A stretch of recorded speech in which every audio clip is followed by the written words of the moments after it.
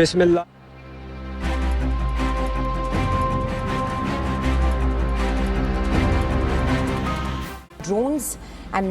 ভারতের ব্রাহ্ম ক্ষেপণাস্ত্রের গুদামে হামলা চালিয়ে সেটিকে ধ্বংস করা হয়েছে বলে দাবি করেছে পাকিস্তান। ভারতের বিরুদ্ধে বিশাল আকারের সামরিক অভিযান শুরু করেছে পাকিস্তানে একের পর এক ভারতীয় আক্রমণের জবাব হিসেবে দেশটি আজ শনিবার ভোরবেলায় অপারেশন বনুয়া নুমারসুস নামের এই অভিযান শুরু করেছে বলে জানা গেছে।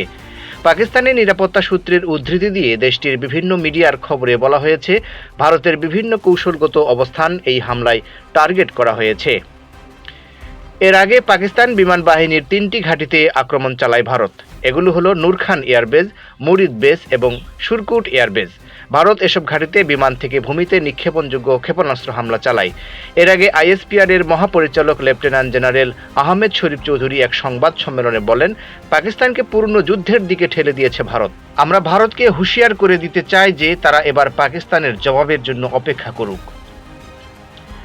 এদিকে পাকিস্তানের পাঞ্জাবের কয়েকটি জেলায় শুক্রবার আরও 6টি ড্রোন গুলি করে ভূপাতিত করেছে পাকিস্তানের নিরাপত্তা বাহিনী।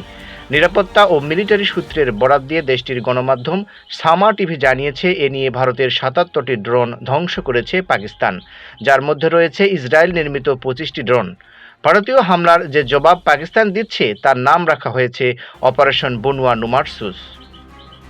আল জাজিরা জানাচ্ছে, পবিত্র কোরআনের আলোকে এই নামের মাধ্যমে আল্লাহর জন্য যুদ্ধকারী ইসলামের অনুসারীদের ঐক্য ও শক্তির বর্ণনা দেওয়া হচ্ছে।